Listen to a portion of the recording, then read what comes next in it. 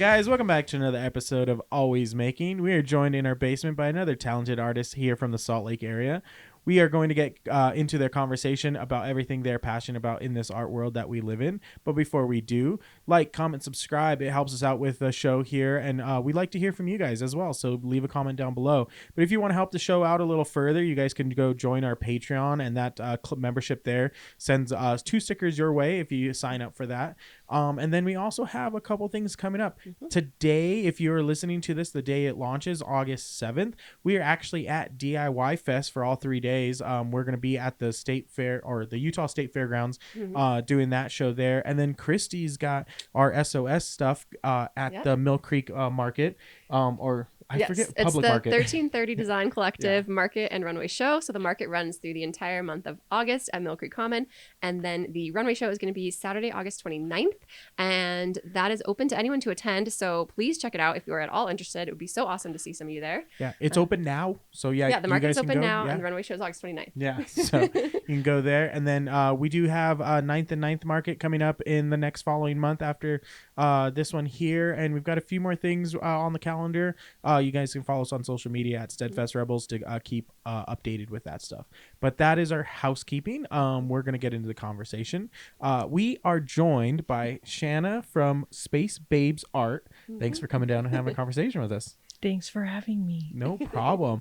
Yeah, we have had our circles kind of mingling and crossing, and so this has been a fun thing. But you have been doing this for quite a while, looking through all of your posting and everything that way. So what we what we like to do is get started with learning a little bit about where it started for you and how you kind of got to this point. So in the spring of 2018, I was missing drawing, and I hadn't really done anything for several years just because of school and work. And I really wanted to get back into just even if it was just doodling or making something. And I had a few friends that were posting their work online, like fan art, and a lot of pins were really big at the time, enamel pins. So I saw them posting and I was like, well, maybe I want to do that. I've never done it before. I'm not exactly sure why I felt so confident in that. But I think within 2 weeks, I spent my entire savings account on which was not that much to begin with, on an iPad and Apple Pencil, and was like, guess I'll do it. I don't know. Yeah. That's awesome. I love it. Yeah. I mean, sometimes it's that leap of faith to see what happens kind of thing. And here you are now. The first thing I saw posted on your social was an enamel pin. Was that your first product that you brought to market kind of thing to start selling, or did you have some stuff before that one? I think that was the first one that I technically ordered. I had 2 small stickers made that I think were just the pin design, and then one other random one. But when I opened my shop online, I think it was just the pin and those 2 stickers. So a few months later. Yeah. And now how many pins, stickers, and everything else do you have? I mean, God, I've seen your booth set up and there is so much there to offer. There's a lot of stuff now. Oh my God. Yeah. Well, I couldn't even count, but I guess since then I've made different enamel pins, a lot more stickers, painted wood pieces, art prints, stationery, washi tape and stuff, notebooks, just a ton of stuff. You have hundreds of pieces that you have created over these years. The wall of stuff, you're being very modest with what you've done. But from day one to now, there has just been an explosion of art pieces that you've created. And so how often are you making new designs and new creations? It really varies. I kind of go through like periods where I'll be making like drawing every day, just for fun or to make something for like my sticker club or if I have a market coming up. But it really like ebbs and flows for me. And if I try to force it when I don't want to do it, it just like does not work. I can totally understand. Yeah. Like I sit there with the iPad and I'm like, okay, I've got this really great idea. I'm going to draw. And then I'm like, I don't feel like doing this right now. Like it's I'm like, very this easy. is the worst part. This sucks. Like I'm not doing it. Yeah. Totally. Yeah. It's it just kind of comes and goes. I had to kind of reteach myself how to create and make art for fun. Because I mean when there's kind of a business side to it, I'm sure most people can relate watching this, and y'all probably, when there's like a business aspect to creating, you're kind of like thinking about what is like stuff you want to make, but also like what's going to sell, what's going to be popular, because you have to like feed yourself or whatever. But I kind of just had to reteach myself like how to just create for the sake of doodling and like just as an outlet for fun again, rather than just as like a business kind of thing. So like for me, all of our sticker creations, I talk about this a lot, but Inktober is one of the like things that force me to just create. Yeah. And like the prompts that it drives me to like just make things out of my comfort zone and kind of pull me out of that. And then for 31 days, I'm just pumping stuff out. And then I'm able to like later throughout the year, go back and look at, I'm like, oh, that would work for something. And like, oh, let me pull this piece out kind of thing. But it is, you're so right. Like when we're in this business aspect of it, it's like, okay, that's gonna sell really good, and then it doesn't. Like, I was like, you can never tell. You never know. But I mean, I started doing conventions. God, I don't even know, like 3-4 years ago now, I think. And going into that, having like a lot of experience at like local markets, but no convention experience. Never even attending a convention. I was like, no, like I think I know. Like we're gonna figure it out. And you do, but it's just forever a process. Like I remember one convention I was like working on. I don't even remember which piece it was, but it was like a fan art piece, and I was trying to like make everything so like nice and perfect. I'm thinking like, oh, this is like, people will think this is cool. And then on a whim, I also made prints of, I do these blob illustrations where it's literally just my like art block go-to, where I just fill the page with like different shaped blobs with like faces and stuff.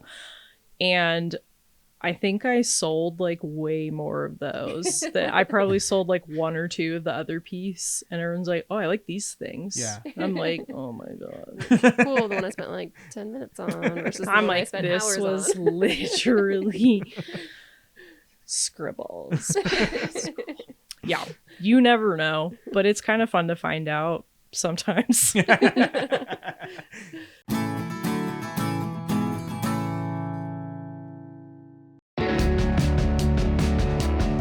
Hi guys, it's Acadia from 111 Threads. Yeah, that new shop in Sugar House, a place where you can find alterations, clothing repair, upcycled fashion, and tons of local artists. Come in Wednesday to Saturday, 11 to 7 p.m. at 1956 South, 1100 East, across from the Sugar House Post Office. You can also apply to be a vendor, check alterations bookings, and more on 111threads.com. Be sure to check us out on our Instagram at 111.threads. Thanks for supporting local artists, and I'll see you in the shop soon. We'll get back to the episode real quick, but in case you haven't heard yet, we started a Patreon to help support the podcast with 2-tier options to choose from. We're telling you this because we're starting a new segment on the show where we're taking questions from our patrons and answering them right here with our guest. This will be available for both paid and free members, so head over to patreon.com/steadfastrebels to sign up and support the show, or follow the links in the description. Now back to the show. So do you have any sort of like art training? Did you go to school for art, or just something that you've just been like an artist, doodler, drawer? Yeah. No, I never did any like formal schooling. I took like little art classes here and there. And that was always like my favorite at school. But I just kind of like doodled and colored along coloring books since I was a kid, and it just kind of like stuck for a long time. I like as a teenager, I had like sketchbooks full of like really like cringe looking like anime characters and like Sailor Moon, and I love Sailor Moon. So I don't know. I took a few like little classes here and there, but it was always like. But it wasn't the like direction you were necessarily thinking you were going to be going. You didn't think you were going to be a full-time artist doing these things constantly, kind of thing.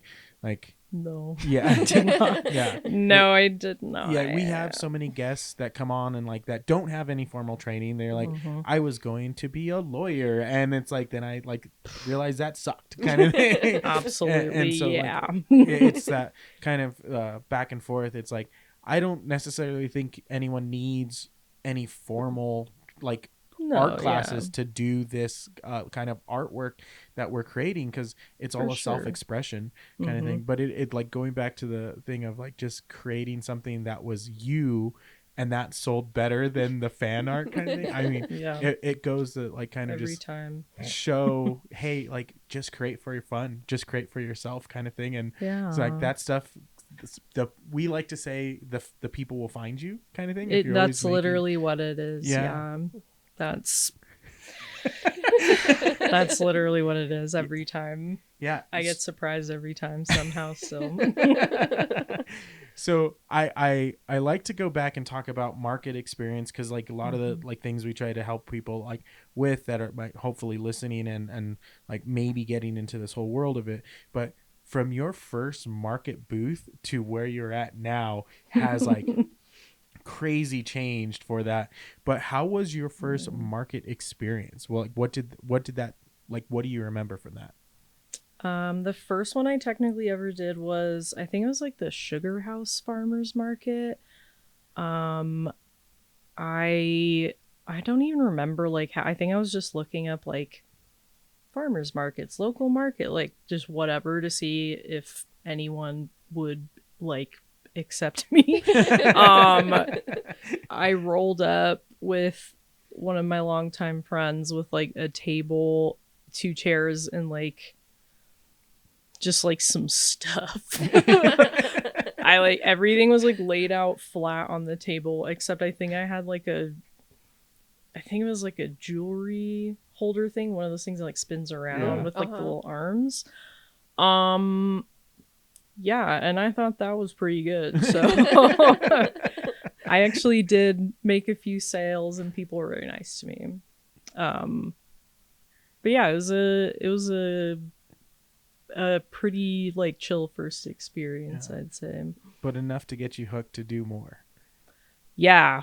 I mean, at that time I was like working full-time day job that was not my passion or calling in life. So having that as a like outlet and like something else that I could do was like so helpful at the time. I mean, it still is, but like that time especially. Yeah.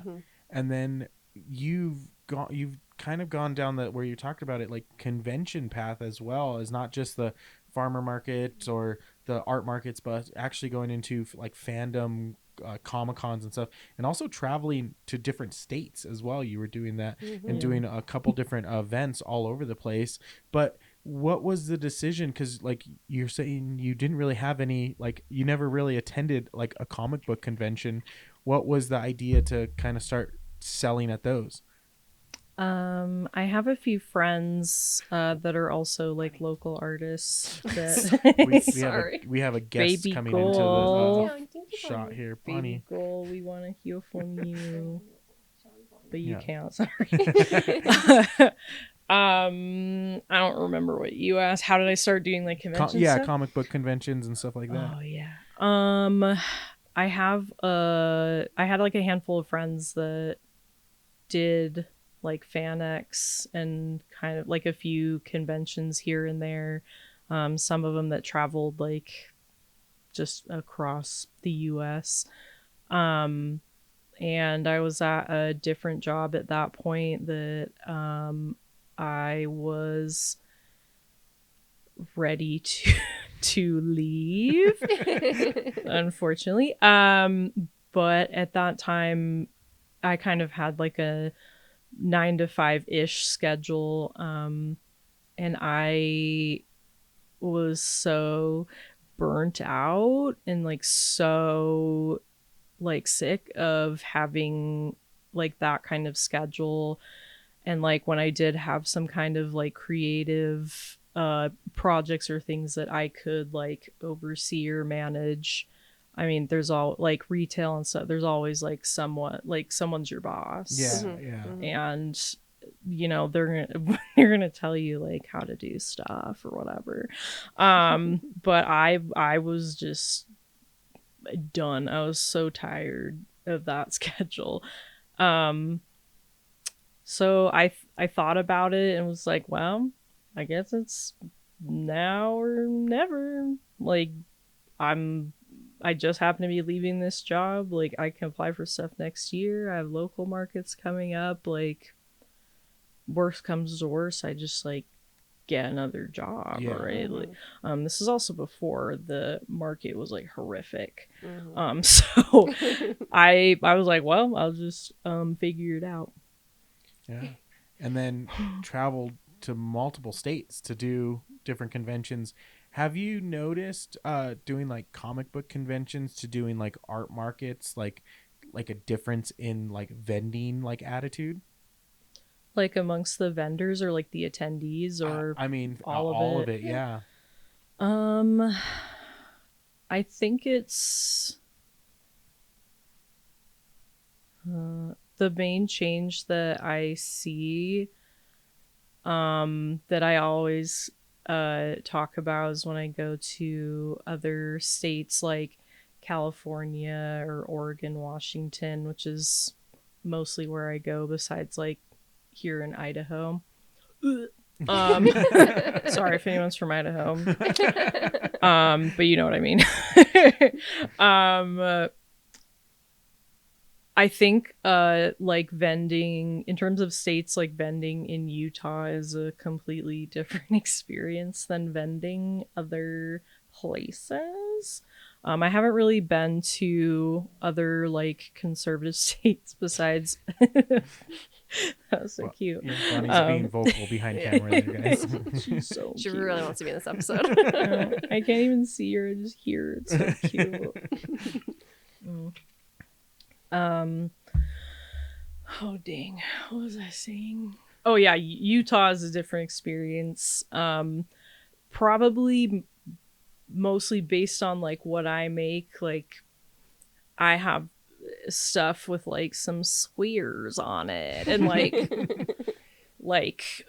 I have merch that says like pro-abortion. Mm-hmm. So, you know, people will give their commentary whether you ask for it or not on that here for sure. Mm-hmm. Or the vibes are like quite off, I would say. But in like places like California, Oregon, Washington especially, I was like, oh, this is like a normal conversation. Like, Yeah. thank you. Yeah. Like, thanks. I mean, a lot of local markets here, like all the vendors are like fantastic. I feel so lucky to have met like so many people that have become like my community. And it's kind of just like the people, you never know what you're gonna get. Yeah.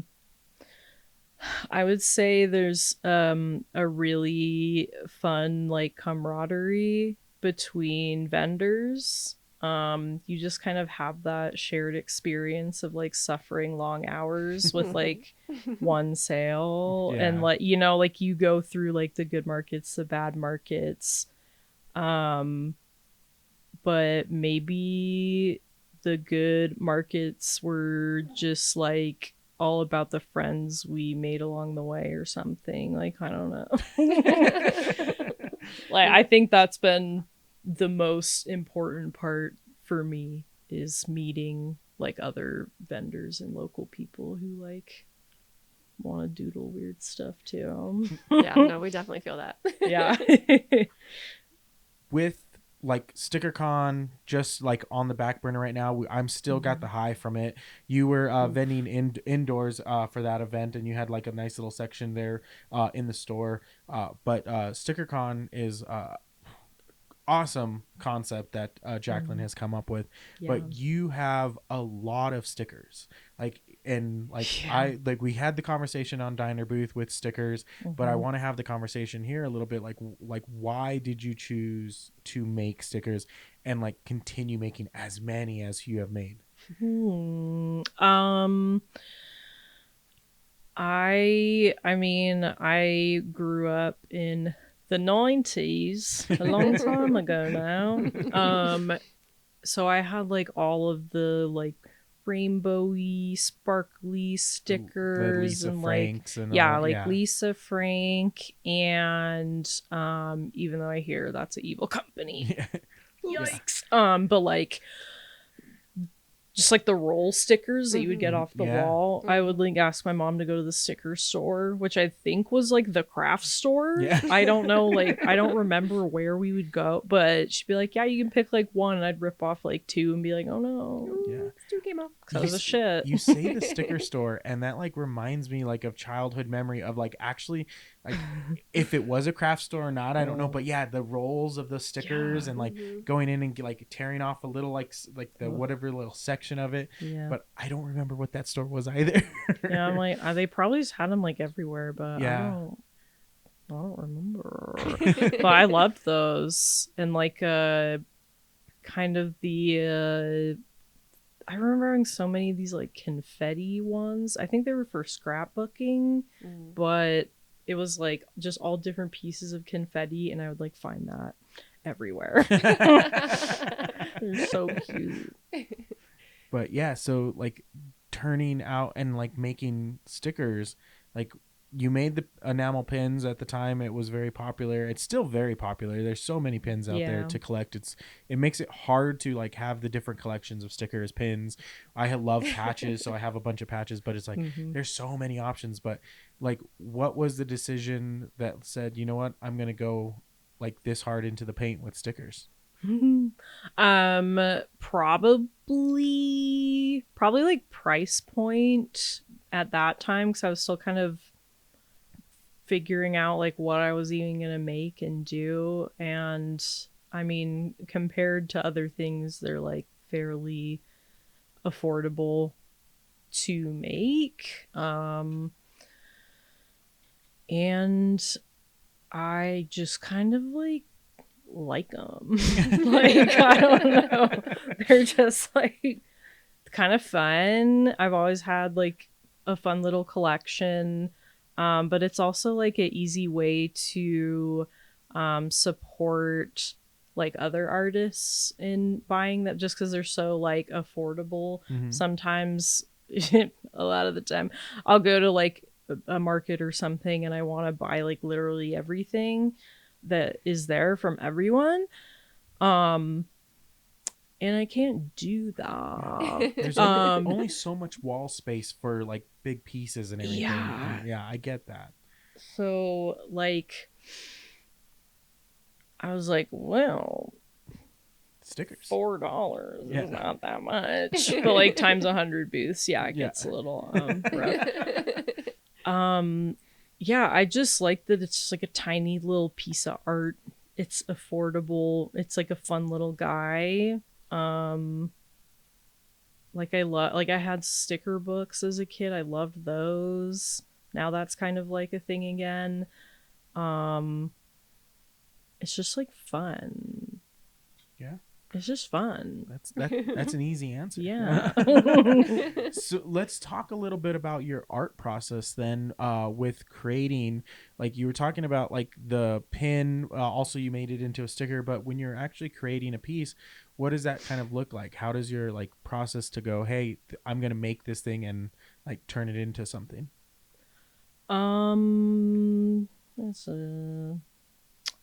That's a great question, that. It kind of depends. I mean, now I kind of know like what to consider when like making different things, 'cause like the way that you would draw like a pin is not the same as a sticker, because you can't have like as much like colors and detail. I mean, you kind of can now, but it's like more expensive. Yeah, it gets costly. Yeah. I mean, I would like to say at this point that I kind of like, oh, I figured it out. Like people like this kind of thing and people like that kind of thing. I don't know, fucking idea. Really. It's I just kind of go with like, okay, well, this is like kind of fun. I could see people maybe liking this. I don't know.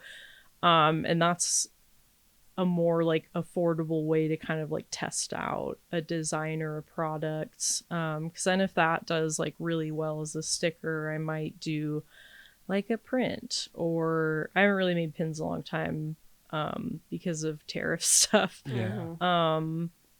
But that I feel like that can like tell you how a design like might do, and you know, sometimes it don't. But like it's a like a more affordable like way to like try out something. Yeah. So what inspires you when you're creating some of the pieces that you're making? Like, are you like at the time like fandoms or stuff, or like what makes you decide, hey, I'm gonna draw this today? I did a lot of fan art for a hot min, especially while I was doing a lot of conventions. I did like one this year. I like didn't do any. So I mean, recently I have kind of like with the blobs, I've just done like little like cats and dogs that are like one color, two colors, maybe, like really simple design. Just to be like, remember, like art is fun. Like, you like this. Remember? I love like paint pens, like Posca paint pens. Sponsor me. Like I made these like 2x2 like painted like wood pieces. For those I had to accept like every squiggly line, and like oops, like too much ink came out, and you know, like you just had to like, I don't know, I always think like, oh, I've done it before, so I can kind of like figure it out. Wrong. Every time. Every time. I never know. But having to like sit and design something so simple and then use like, you know, whatever 6 colors are in the box, really like, I don't know, it was like super fun. Yeah. I just love colors and I love bold lines. So anything with that like that's how it always turns out. Yeah. We're talking a little bit earlier about the iPad and that being a thing, but you're not just a digital artist, and over here talking about the Posca paint pens. What other mediums are you like working in? I mostly do digital art. Yeah, until the recent like year and a half, I'd say, where I'm doing the like wood piece painting. There hasn't been a ton besides that, honestly. Yeah. I always like will get things to be like, okay, like this will be of course, like this will be for this really cool project that I like have in my head. And I'll just like keep it until I need it, Yeah. like in a week. Like, I think all artists are hoarders at Yeah. some degree. Yeah. kind of thing. Absolutely. Yeah, don't look behind the camera here, guys. Like, Yeah, oh my god. Like there's a reason we don't do this in my studio. So when it comes to your like woodblock painting that you're doing now, like what's your thought process, or I guess what's your creative process for that? Are you sketching out stuff beforehand, or are you just kind of going freehand and seeing how it all goes? I just do freehand. I just like make myself do it. like force yourself. I'm like, just do something. Like if it's like shitty, you can just like start over. Like it doesn't matter. With the recent like rise of generative AI, it has really, in a way nothing has ever before, like really worked against my like perfectionism again, which has not moved in years. I have been like, it has to look like this, has to look like that, whatever. But now if I have like a squiggly line, or with all the lines I do are squiggly, and like if I make a mistake or whatever, I'm like, I'm gonna keep that in. Like that's way cooler than like some computer shit. You're not wrong though. Like honestly. Yeah. Well, I think like, I mean, I'm sure other people do, but like I just get caught up in like, this should look like this. If it looks like someone else like made it or drew it, like that's when I know I've really done it. But in reality, that makes absolutely no sense. And like when I'm looking for stuff, fan art or otherwise, like I want stuff in people's own, like their own style. Yeah. Like I mean, like people can like recreate pictures and like do amazing like oil paintings, landscapes, whatever, but like which is also incredible. But the stuff that I'm like really drawn to is all like in that person's style. Yeah. Like I'm not like looking at a convention or art market to get something that looks exactly like this cartoon character, because like that just exists as it is. That I think that's one of the funnest parts about like comic book conventions is I have my fandoms, I have my loves for all the different things nerd that I'm into, but like everything at retail and big box stores are so cookie cutter and the same thing because the IPs are protected. I understand that. Yeah. But like when you get to like Artist Alley at these conventions and you see what someone's interpretation of the character that you love or the fandom that you love, and it's like, that's so cool. We have so many fandom pieces on the wall. We have original pieces as well, but the fandom is like, it's who we are. It's our individualness that we like really love, and that we can get a piece from an artist of their individual like work is so cool. And it's a whole nother like aspect of the art world. Like it's one thing copy what's out there and make that, but it's when you can take that and make it your own, it's a nice little like touch to everything. Yeah, like I don't like, now I can go to markets or shows or whatever and I recognize pieces like by a specific artist because I like their work. And I'm like, and like I don't know, I find it just like silly billy now that before I was just like really for some reason thought like the opposite was like the way to go. It's, I mean, I don't know, maybe some people like some people might like that, but it's just like not at all what I'm drawn to. So like why would I put out stuff that I don't even like? Yeah. Like we talk about it, it's like create for yourself, like because if you're creating, like I wear my t-shirts, I put my stickers on my water bottle. I love what I make because like I'm making it for myself, and then the rest of it all is like a bonus that people actually like what I do. Oh, exactly. Yeah. I'm like, I just want to like doodle colorful guys, and you know, you never know what someone will really like. And again, with the business aspect, it's really difficult to balance that. But I think when you kind of lean into the stuff that you like and want to make and are really just like doing it because you want to, you can like people can tell somehow. Yeah. I don't know, like they know. Yeah. You know.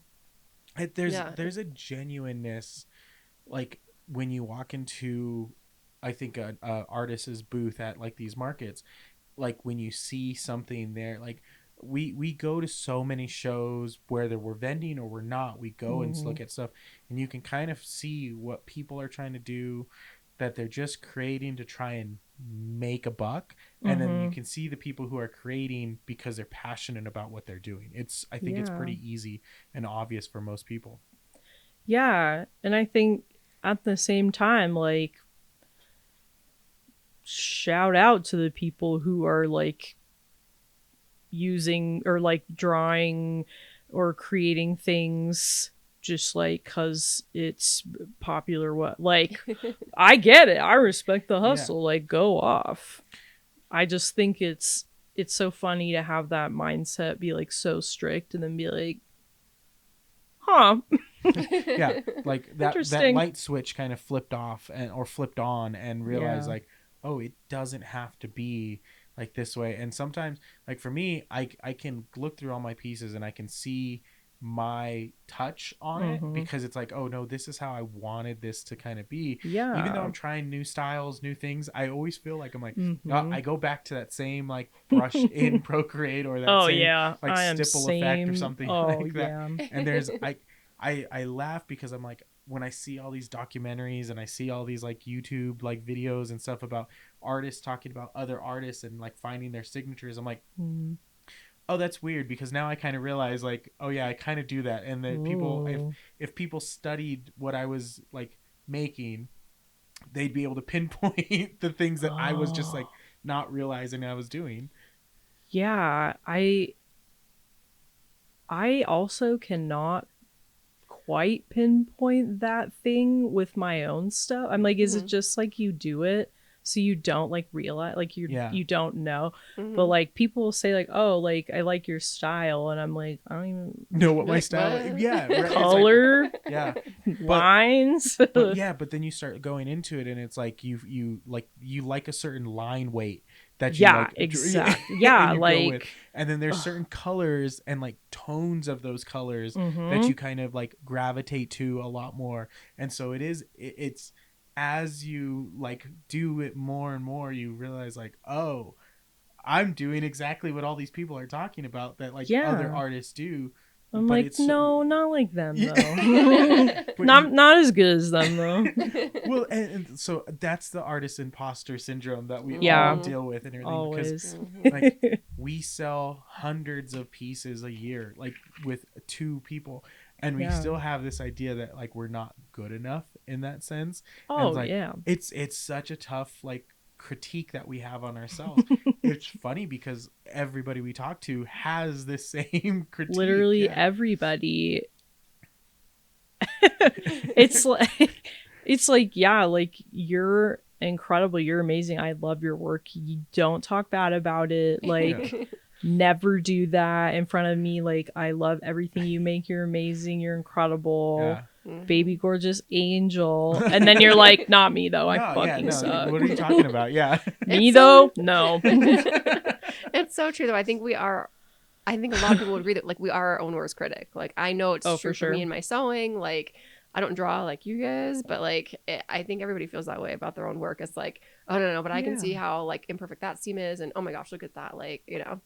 And I'm just like, you can sew, and it is like it makes something. Like that's so sick. I look at artists across the board and I go, man, like I wish I could do what you're doing, and I'm like, oh yeah. I am doing. It's I'm different. Like, yeah, you're doing quite a few things. I don't know.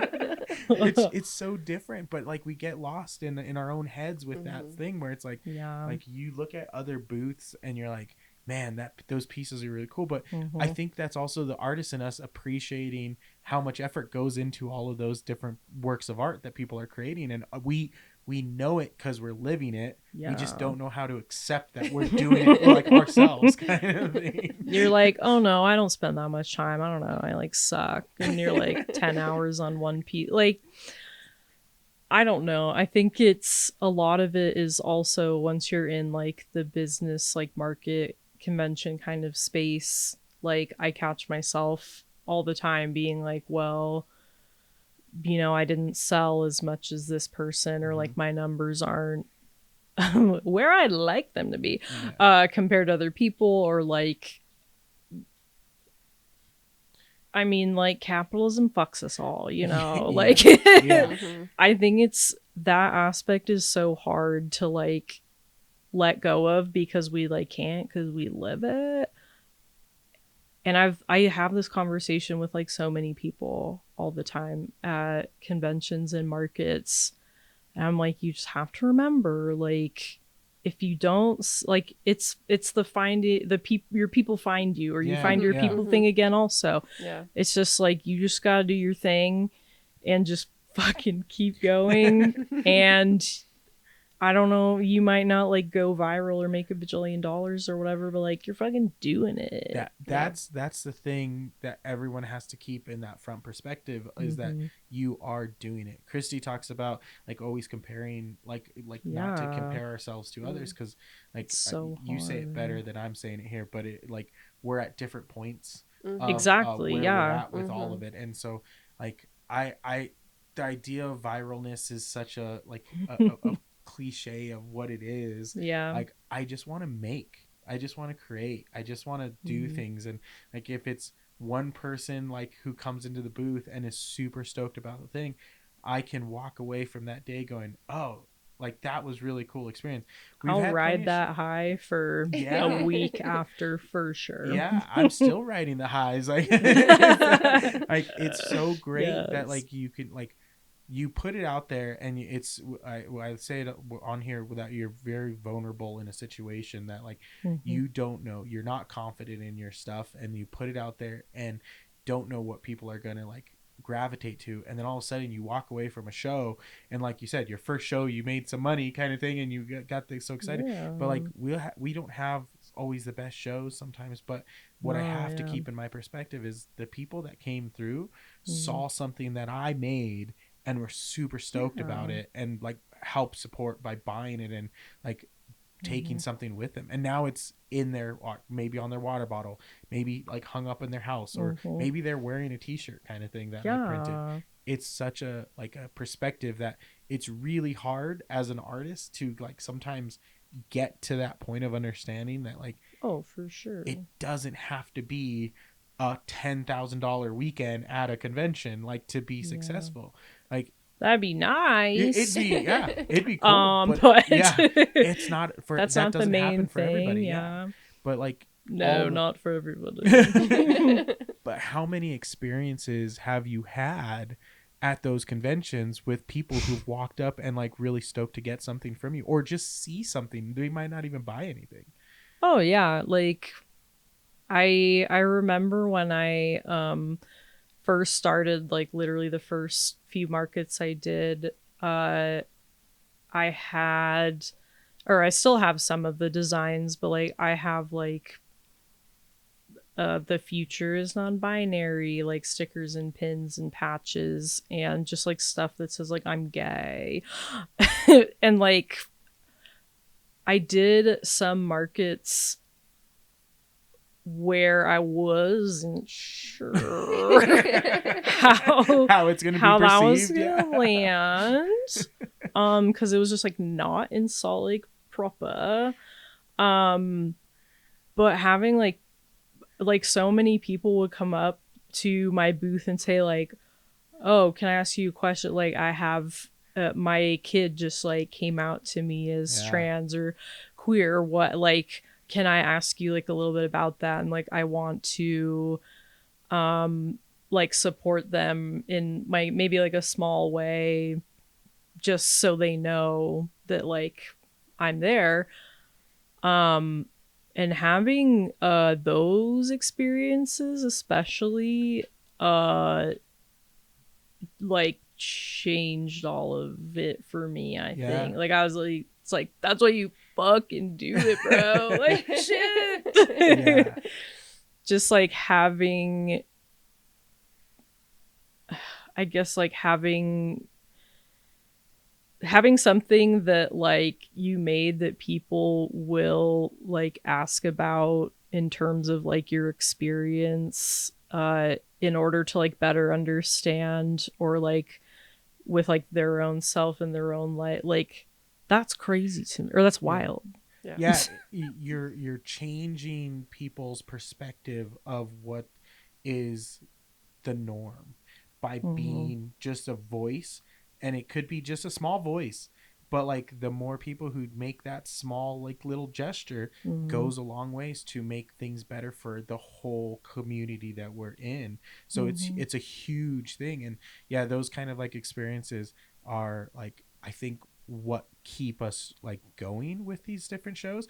Oh, for sure. StickerCon was 101 degrees, but like the terrible weather. Disgusting. It was crazy hot, but like I would do it again.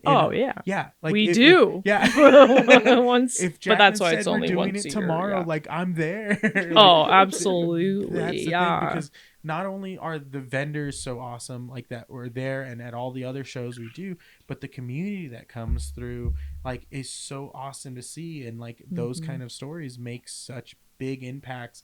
Like it might not feel big at the time, but as it grows and everything, it's such a big impact to everything around us.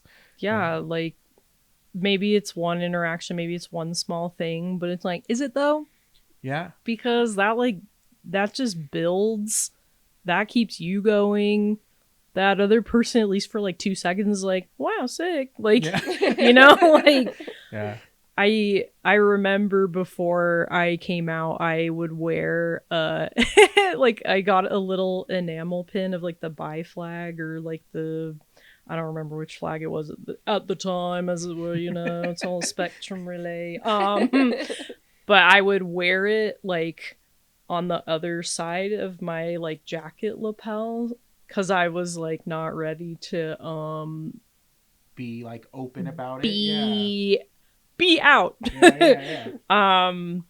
So like I think having like that small form of expression that you know, I wasn't exactly like super confident in at the time, but I knew something was going on. It was so nice to have like even just something little that I could like look at and feel like feel like validated, or like a part of something without, well, being out. Well, we talked about it on StickerCon, or I'm sorry, on Diner Booth, about like a sticker being on a water bottle is like an easy like broadcasting of like what you're into, like what your fandoms, or like if you're like someone who like is supportive of things. And so like having something like that like is just a visual, is an easy way of like going, oh, like I have something I can relate to this person with, kind of thing. And so it's a huge, like a little symbol, but it's like could be a big impact for a lot of people out there. And it's a connection point, right? It's like a way to connect yourself or for others to connect with you, right? So for sure. Realize we're all the same, like part of this humanity kind of thing. It's crazy. I like to give an opportunity, if you have a piece of advice for like people. I'm gonna put you on the spot here. But advice or like something maybe you would have wished you known like early on, for like people who might be looking at getting into this art world, or want to create, or want to maybe sell at markets. If there's a piece of advice you'd have that might help them along their way. So much. I wish I knew. The main thing is honestly like fuck it, we ball. Like, you go, like, you try, and like a bunch of times you're gonna have like a shit vending experience for whatever reason. But like, okay, well, just try again, I guess. Like, what else are you gonna do? Just keep doing it. Just keep going. It might suck for a while, but just keep doing it. Yeah. I'd say that. And when you're starting out, order smaller amounts of things. Inventory management, Start right? small. Yes, Yeah. you can always reorder. Which I did not know, apparently. Learn from experience there. Yeah, like, don't do the same shit I did. I want to give people out there who want to follow or learn more about what you're doing and check out all the stuff you're doing. Where's a great place online or social or website or anything like that you have that they can kind of look and see what you're doing or maybe even help support? Yeah, I have a sticker club on Patreon, just like patreon.com/spacebabesart. Then I have Instagram that I'm kind of on sometimes, but that's where I like usually post if I do. But just the same, like, @spacebabesart. Yeah. So Awesome. Mhm. Thank you so much for coming down and having a conversation. The hour has flown by very fast. Oh. Yeah, okay. But yeah, we do appreciate you coming down and having a conversation with us. No, yeah, thanks. I tend to ramble and yap a bit, so like being invited to do that instead of just doing it. Okay. Yeah. Even though it's scary, so thank you. Yeah, no worries. Anytime. We appreciate it. But guys, that's going to be our episode. If you guys know other people in the Salt Lake or greater Salt Lake area that want to talk about their passions in the art world, please send them our way. Let them know about us. We'd love to have the conversation with them. You want to help support? You can join us on our Patreon. You can like, comment, subscribe to this video here. It goes a long ways to keep us going and everything. We love it. So, but thank you guys. We'll see you guys on the next one. Thanks. Bye.